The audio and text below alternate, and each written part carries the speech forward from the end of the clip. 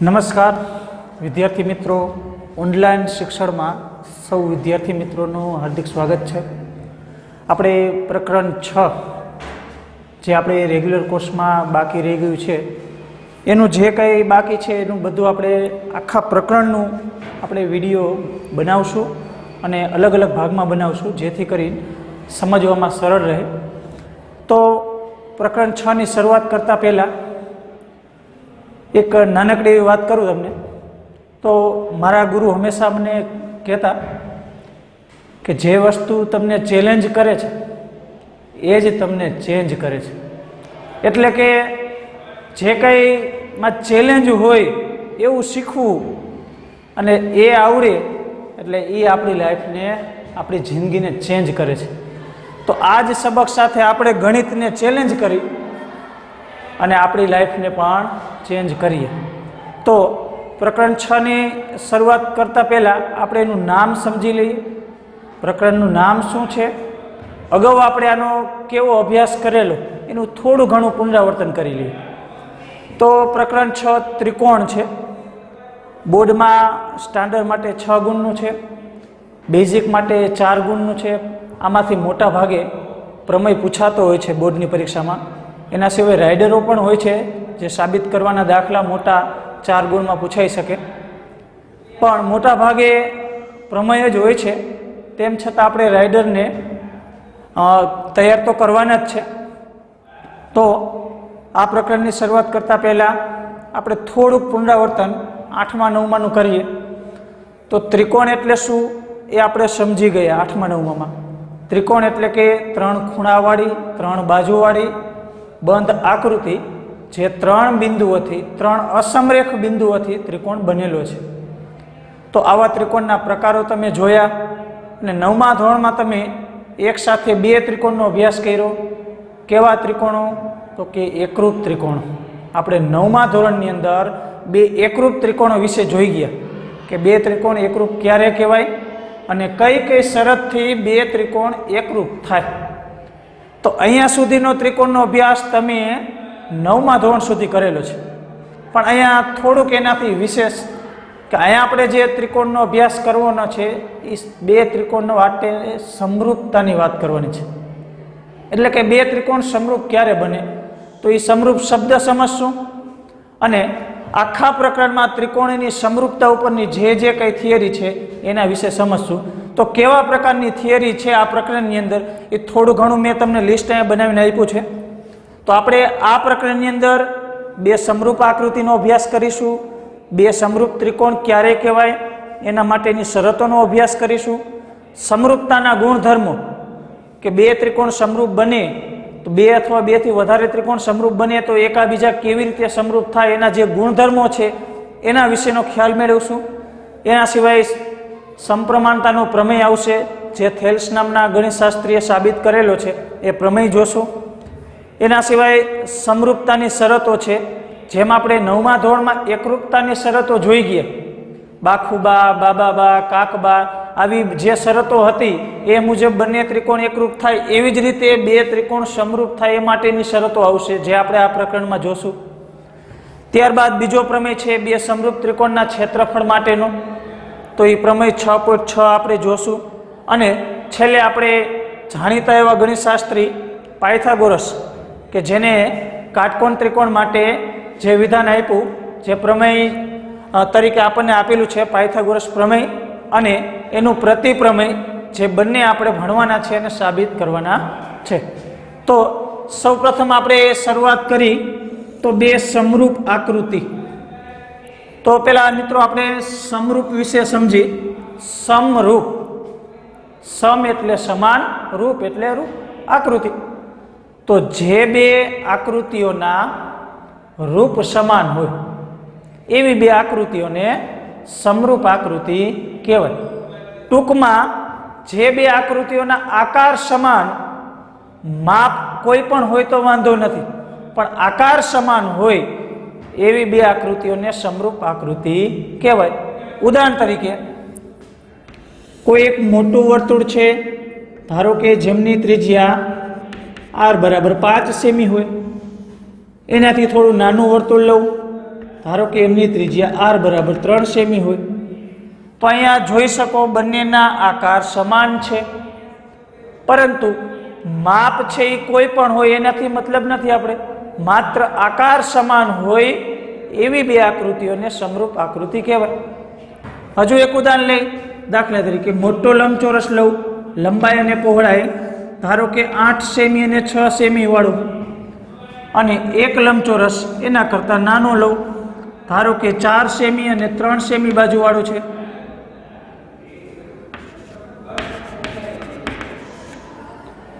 એટલે કે અહીંયા આકાર બંને લંબચોરસ છે, પરંતુ માપ ભિન્ન છે. એટલે કે જે બે આકૃતિ માટે આકાર સમાન હોય, માપનું નક્કી ન હોય, એટલે કે અચોક્કસ હોય તો પણ ચાલે, સમાન હોય જરૂરી નથી, માત્ર આકાર સમાન હોય એવી બે આકૃતિઓને સમરૂપ આકૃતિ કહેવાય.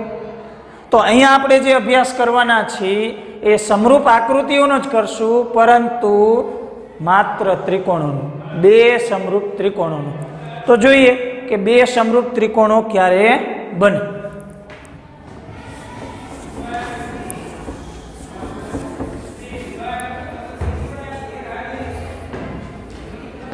કોઈ બે ત્રિકોણ માટે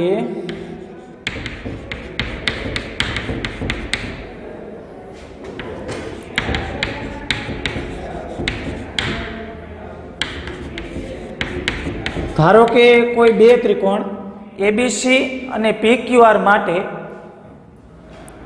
અનુરૂપ ખૂણા સમાન થતા હોય.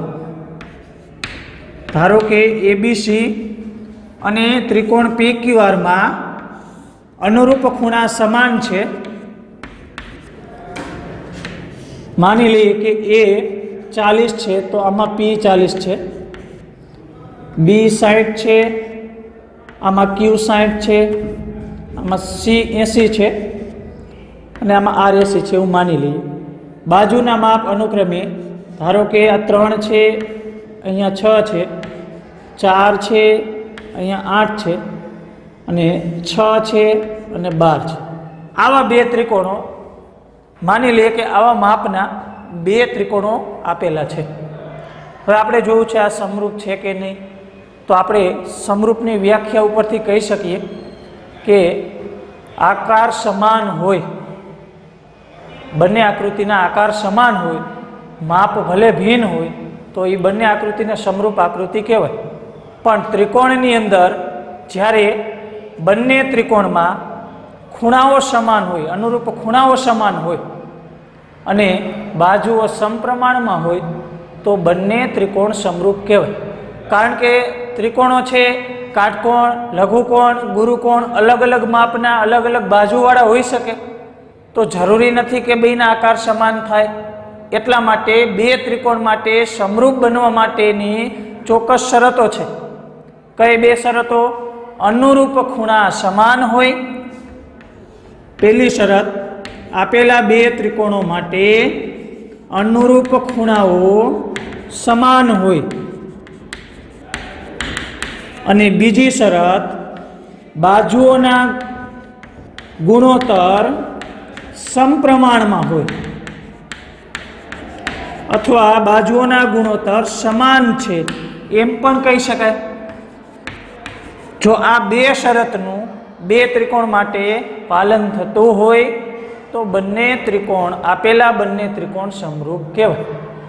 તો અહીંયા મેં તમને જે ઉદાહરણ આપ્યું, ધારો કે એક ત્રિકોણ એબીસી છે, એક પીક્યુઆર છે, તો એમાં તમે જોઈ શકો કે ખૂણો એ અને પી સમાન છે. તો આપણે લખીએ પહેલી શરત અનુસાર કે એ અને પી સમાન છે. બીજું, બી અને ક્યુ સમાન છે, સી અને આર સમાન છે. બાજુઓના ગુણોત્તર લઉં, એ બી અને પીક્યુ નો ગુણોત્તર લઈ તો એ બી એટલે 3, પીક્યુ એટલે 6, સાદુરૂપ આપીએ તો 3 દુ 6 એટલે 1/2 મળે. બીસી છેદમાં ક્યુઆર નો ગુણોત્તર લઉં તો 4/8 એટલે 1/2. ત્રીજો ગુણોત્તર 80/PR નો મેળવું તો 6/12 એટલે કે 1/2. તો અહીંયા તમે જોઈ શકો કે અનુરૂપ ખૂણાઓ સમાન છે. એ સાથે P સમાન છે, B સાથે Q, C સાથે R. એટલે કે બંને ત્રિકોણના તમામ ખૂણાઓ અનુરૂપ ખૂણાઓ સમાન છે. એટલે પહેલી શરતનું પાલન થયું. બીજું કે બાજુઓના ગુણોત્તર સમપ્રમાણમાં હોય. તો બાજુઓના અનુક્રમે જેમ ખૂણાઓ અનુક્રમે લીધા એ પ્રમાણે એનો જ ક્રમ રાખી અને બાજુઓના ગુણોત્તર લેશું. તો AB છેદમાં PQ 3/6, BC છેદમાં QR 4/8 અને AC છેદમાં PR નો ગુણોત્તર 6/12.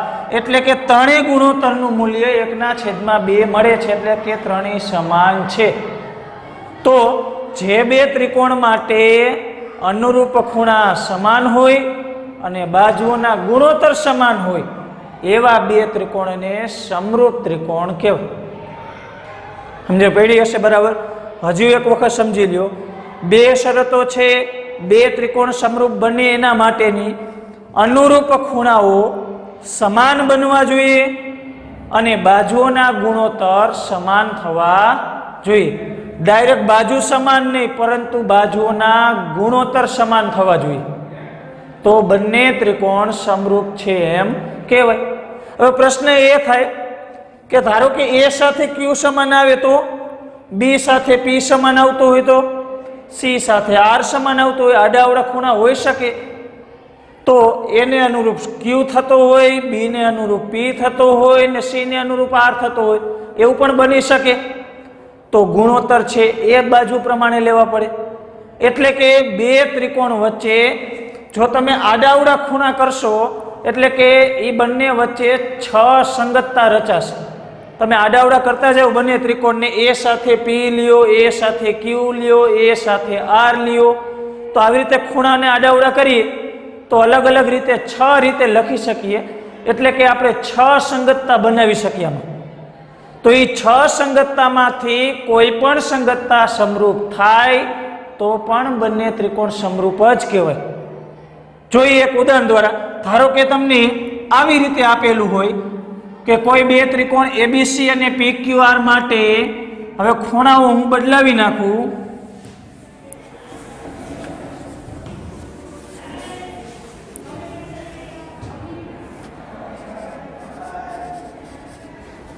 ધારો કે A ખૂણો 80 નો છે, ઓલા P ખૂણો 80 નો છે અને C ખૂણો જે 60 નો છે, મારે R 60 નો હું લખું છું અને આ 40 છે માની લે. અને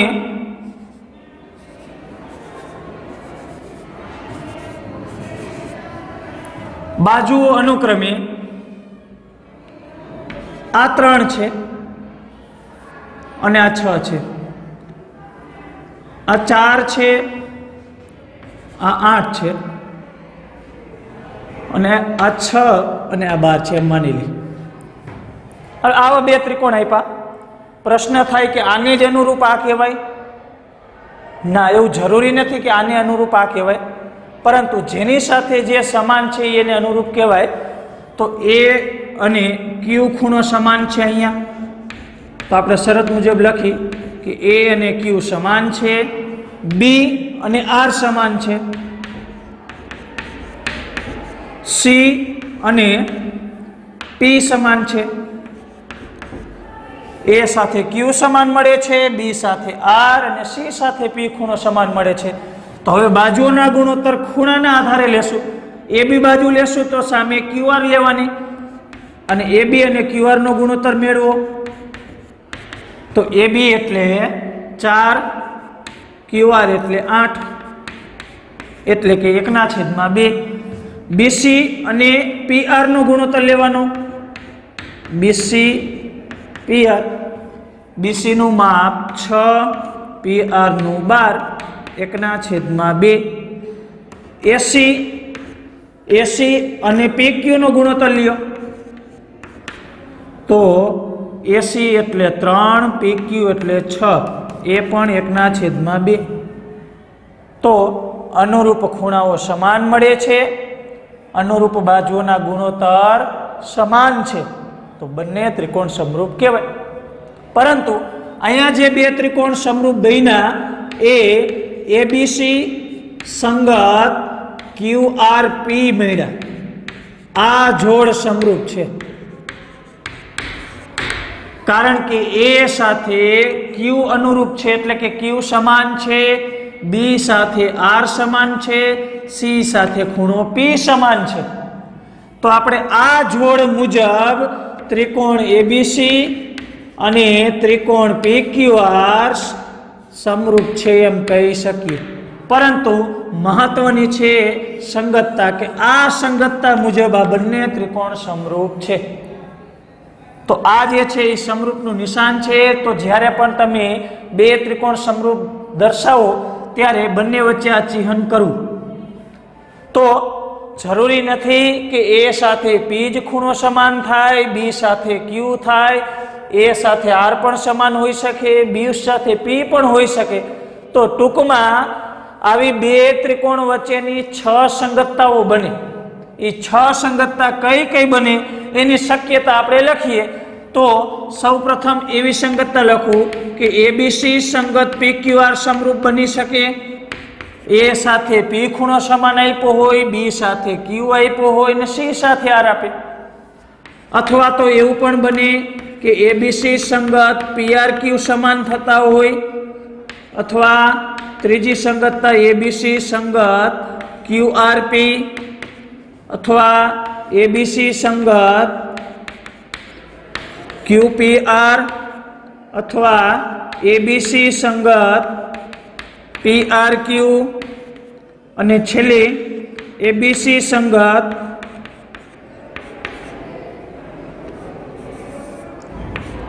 RQP. તો અહીંયા PRQ એક વખત આવી ગયું એટલા માટે અહીંયા આપણે લખશું RPQ. તો આવી કુલ 6 સંગતતાઓ બને. તો આ 6 સંગતતામાંથી કોઈ પણ સંગતતા સમરૂપ બની શકે તો પણ બંને ત્રિકોણ સમરૂપ જ કહેવાય. સમજે પડી? આ 6 માંથી કોઈ પણ સંગતતા સમરૂપતા બને તો પણ બંને ત્રિકોણ સમરૂપ કહેવાય. પણ ખાસ ધ્યાન એ રાખીશું કઈ સંગતતા મુજબ બંને ત્રિકોણ સમરૂપ બન્યા એ ખાસ જોવું પડશે. કારણ કે એના આધારે આપણને ખબર પડશે કે આ ખૂણાઓ સમાન છે અને આ બાજુઓના ગુણોત્તર સમાન છે. તો ઘણા દાખલાની અંદર આપણને બે ત્રિકોણ સમરૂપ આપી દીધા હશે, એના ઉપરથી ખૂણાઓ અને બાજુઓ મેળવી હશે. તો આપણે એ જાણવું જરૂરી કે કઈ સંગતતા મુજબ બંને ત્રિકોણ સમરૂપ છે. તો એના આધારે આપણે સમાન ખૂણા લઈ શકીએ અને સમાન બાજુઓના ગુણોત્તર લઈ શકીએ. તેથી આપણે ખાસ કરીને જોવાનું કે કઈ સંગતતા મુજબ બંને ત્રિકોણ સમરૂપ છે. તો એના આધારે આપણે ઘણા બધા દાખલાઓ 6.1 અને 6.2 ગણવાના છે. તો આ સમરૂપતા ઉપર ખાસ કરીને આપણે ભાર મૂકીશું. કારણ કે આખા પ્રકરણની અંદર મેઇન ટોપિક જે છે, મેઇન મુદ્દો છે એ સમરૂપતાનો છે. તો બરાબર સમજી લેજો. ન સમજાણો હોય તો હજુ એક વખત વિડીયો રિવિઝન કરીને પણ સમજી લેજો. ખાસ મહત્વનું છે કે બે ત્રિકોણ સમરૂપ ક્યારે કહેવાય. ત્યારબાદ સમરૂપતાના ગુણધર્મો છે જે બે સમરૂપ ત્રિકોણ માટેના છે. તો એ આપણે જોઈએ. સમરૂપતા એટલે કે બે ત્રિકોણ સમરૂપ હોય એ આપણે એના માટેની શરતો જાણી છે. એના સિવાયના જે સમરૂપ બને એના માટેના ગુણધર્મો છે. સમરૂપતાના ગુણધર્મો હંમેશા કોઈ ત્રિકોણ એબીસી હોય કોઈ ત્રિકોણ માટે એ મૂળ ત્રિકોણ પોતાની સાથે હંમેશા સમરૂપ જ હોય. ત્રિકોણ એબીસી હોય કે કોઈ પણ ત્રિકોણ હોય એ પોતાના સાથે સમરૂપ જ હોય. આવા ગુણધર્મને સ્વવાચકતાનો ગુણધર્મ કહેવાય. સ્વ એટલે જાતે જ તમે જોઈ શકો કે મૂળ ત્રિકોણ જે છે એ જ સામે બીજો ત્રિકોણ છે તો એ બંને એકબીજાને હંમેશા સમરૂપ જ હોય. ત્યારબાદ બીજો ગુણધર્મ છે કે ત્રિકોણ એબીસી અને ત્રિકોણ પીક્યુઆર બંને સમરૂપ હોય તો ત્રિકોણ પીક્યુઆર એબીસી ને સમરૂપ થાય.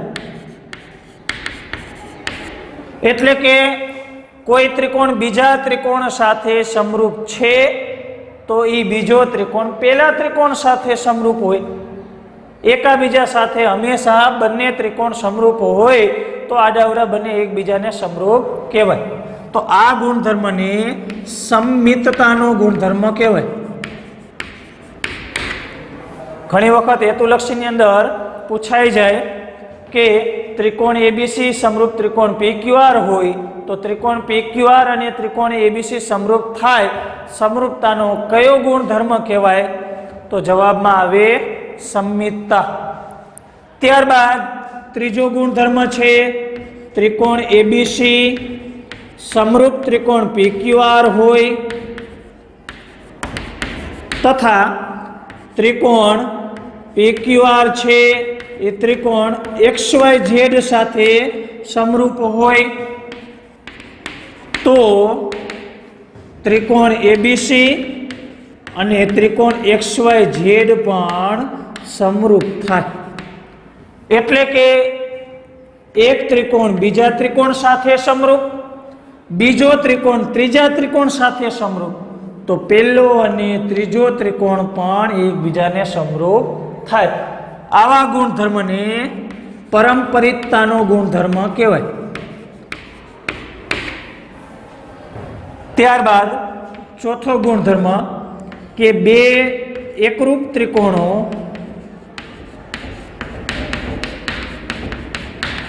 હંમેશા સમરૂપ હોય છે,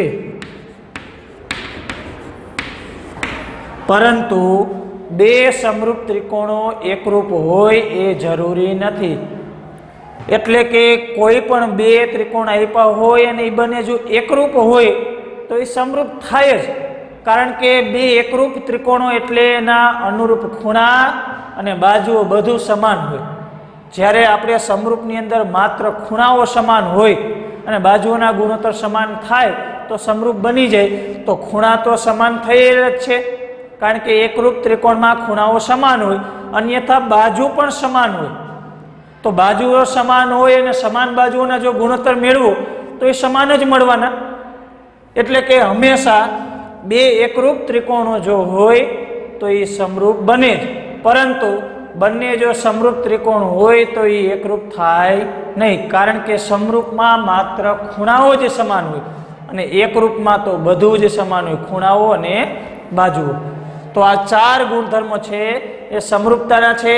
હેતુલક્ષીમાં ઘણી બધી વખત પૂછાઈ શકે. ત્યારબાદ હવે ડાયરેક્ટ આપણે સ્વાધ્યાય 6.1 લેશું, જે બીજા ભાગમાં જોશું.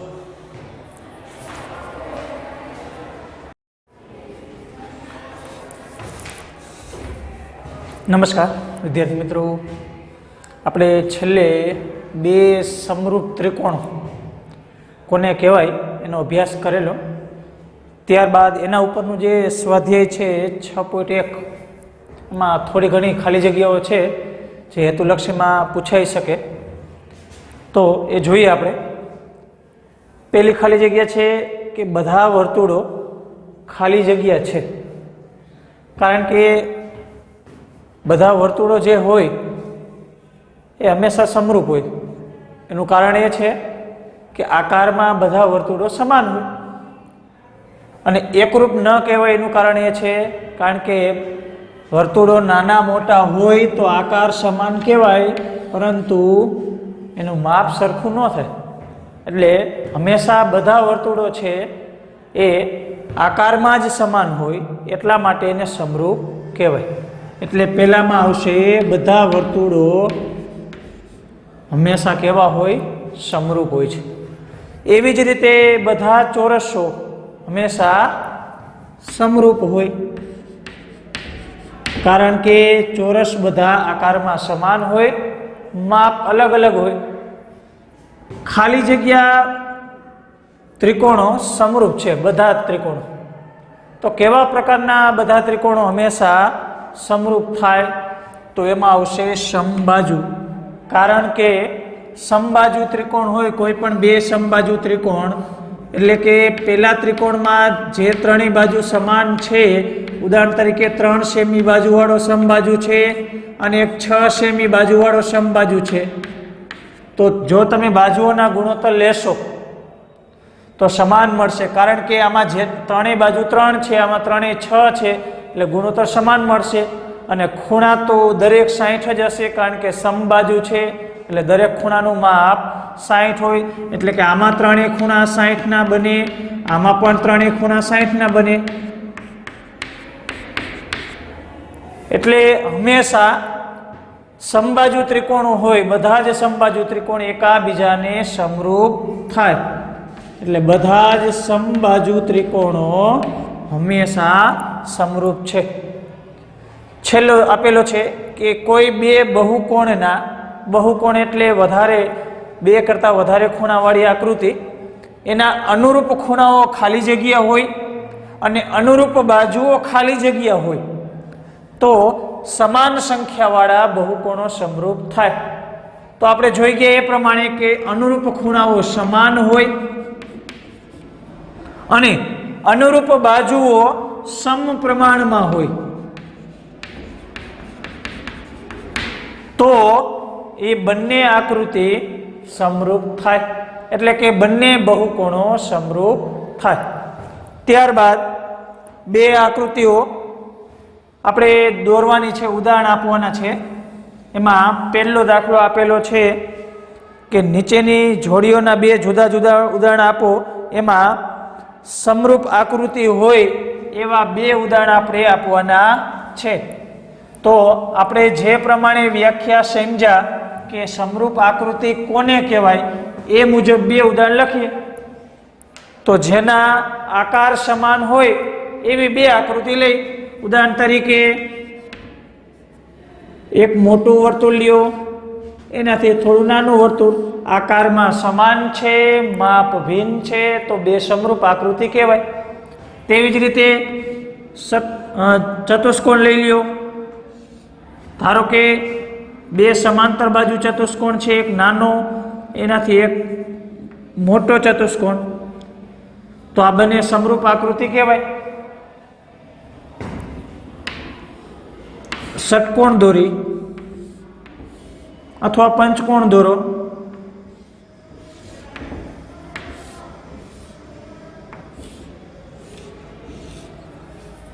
તો આ બંને સમરૂપ આકૃતિ કહેવાય. કારણ કે 5 ખૂણાવાળી બંને આકૃતિ, આમાં બંને ચતુષ્કોણ અને સમાંતર બાજુ અને બંને વર્તુળો, માપ અલગ અલગ, તો આ બધી આકૃતિઓ સમરૂપ આકૃતિઓ કહેવાય.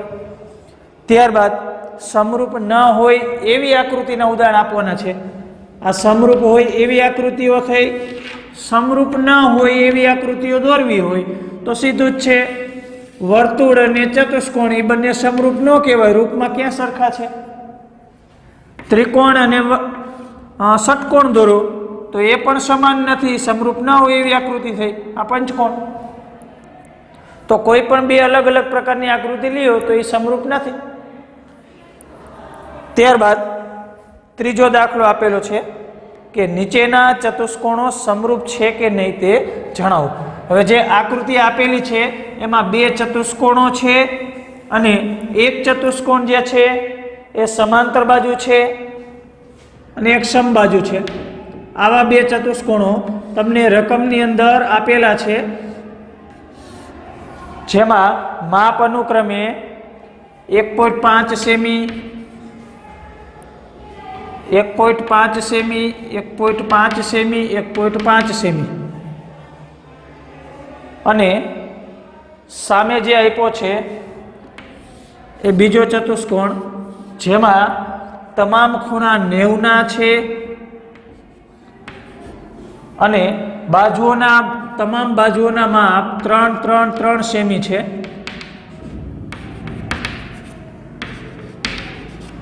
દરેકમાં સેમી છે. તો આ બંને આકૃતિ સમરૂપ છે કે નહીં તે જણાવો. તો અહીંયા આપણે જોઈ શકીએ કે બંને ચતુષ્કોણ છે પણ આકારમાં અલગ દેખાય છે અને આમે એના ગુણધર્મો ઉપરથી પણ આપણે અલગ પાડી શકીએ કારણ કે અહીંયા ચારે ખૂણા 90 બતાવ્યા છે અને ચારેય બાજુ સમાન છે એટલે કે આ આકૃતિ ચોરસની છે। અહીંયા આપણને 90 ખૂણા બતાવેલા નથી, માત્ર બાજુઓ સમાન આપેલી છે, તો એવો ચતુષ્કોણ એટલે સમબાજુ।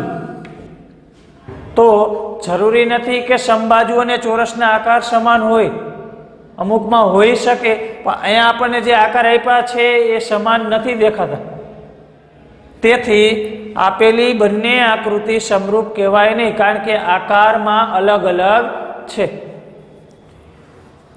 ત્યારબાદ 6.1 ની અંદર આટલી ખાલી જગ્યાઓ અને આકૃતિઓ જે દોરવાની કીધી, એના સિવાય ઘણા બધા પ્રશ્નો બની પણ શકે। આનાથી બહાર તમારે પ્રેક્ટિસ વર્ગમાં પણ આપેલું હોય તો એ પણ ગણજો, પ્રેક્ટિસ કરજો એની। માત્ર 6.1 આટલું જ છે એવું આપણે નહીં માનીએ, એના સિવાયની થિયરી ઉપરથી ઘણા બધા પ્રશ્નો નીકળી શકે, તો એ તમે અન્ય બુકમાં જોશો, રેફરન્સ બુક કોઈ પણ હોય તમારી પાસે, પ્રેક્ટિસ વર્ક છે એમાં પણ આપેલા હોય તો એ ગણજો અને એમાં પ્રયત્ન કરજો।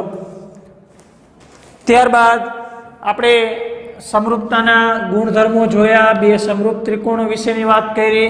હવે આપણે જે જોશું એ પહેલો પ્રમેય સમપ્રમાણતાનો પ્રમેય, જે થેલ્સ નામના ગણિતશાસ્ત્રી આપેલો, એટલા માટે આ પ્રમેયને થેલ્સનો પ્રમેય પણ કહેવામાં આવે છે।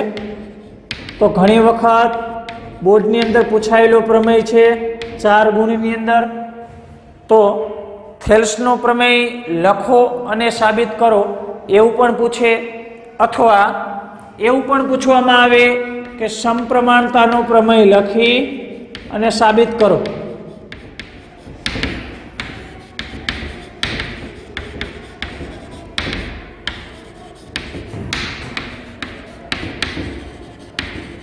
અથવા એમ પણ પૂછવામાં આવે કે વિધાન જ તમને આપી દઈએ સમપ્રમાણતાના પ્રમેયનું અને સાબિતી આપણે આપવાની હોય। 3 રીતે આ પ્રમેયનું ટાઇટલ આપણને હોઈ શકે, એટલે ખાસ ધ્યાન રાખીશું કે આનું વિધાન શું છે એ પણ આપણે યાદ રાખવું પડશે, કારણ કે જ્યારે આપણને એવું પૂછવામાં આવે કે થેલ્સનો પ્રમેય લખો અને સાબિત કરો, તો એ વિધાન આપણે જાતે લખવાનું હોય, જેનો એક ગુણ ઘણી વખત હોય છે, એટલા માટે આપણે વિધાન સહિત પ્રમેયને તૈયાર કરીશું। તો સમપ્રમાણતાનો પ્રમેય લખો અને સાબિત કરો એવું પૂછવામાં આવે તો આપણે પહેલા વિધાન લખશું। તો આ પ્રમેયનું વિધાન છે કે જો કોઈ ત્રિકોણમાં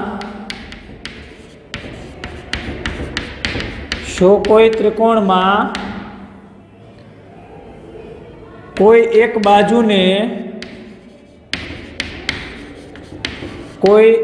બાજુને સમાંતર રેખા દોરવામાં આવે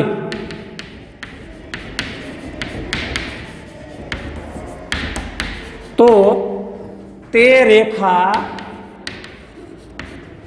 બાકીની બે બાજુઓને ભિન્ન બિંદુઓમાં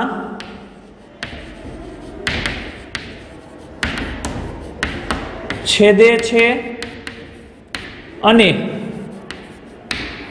તે બાજુઓનું સમાન ગુણોત્તરમાં વિભાજન કરે છે।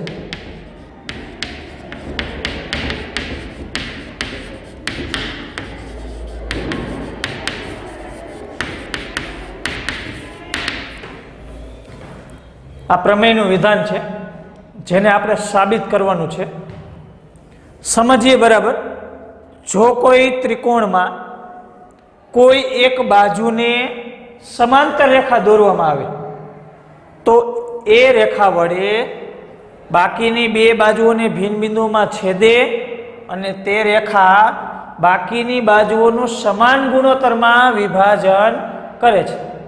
જો આકૃતિ દ્વારા સમજીએ ધારો કે અહીંયા જે ત્રિકોણ કીધો છે આપણે ત્રિકોણ લઈ લઈએ. કોઈ ત્રિકોણ એબીસી છે,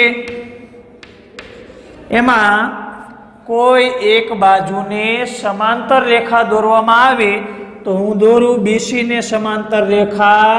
ધારો કે કોઈ રેખા એલ જે છે એ કોઈ એક બાજુ બીસી ને સમાંતર છે, તો એ રેખા વડે શું થાય છે તો કે તે રેખા બાકીની બે બાજુ એટલે કે બીસી સિવાયની બાકીની બે એબી અને એસી એને બે ભિન્ન બિંદુઓમાં અલગ અલગ બિંદુએ છેદે છે. ધારો કે પી અને ક્યુ બિંદુએ છેદે છે, તો તે બાજુઓનું સમાન ગુણોત્તરમાં વિભાજન થાય છે. અહીંયા રેખા છેદે એટલે એબી નું પી વડે વિભાજન થયું એમ કહી શકાય. તો કયા ગુણોત્તરમાં વિભાજન થયું? એપી અને પીબી ગુણોત્તરમાં. એપી જેમ પીબી ગુણોત્તરમાં વિભાજન થયું. અહીંયા એક્યુ જેમ ક્યુસી ગુણોત્તરમાં વિભાજન થયું.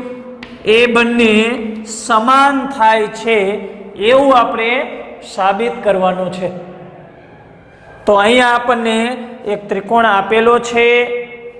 ત્રિકોણની કોઈ એક બાજુને સમાંતર રેખા આપેલી છે.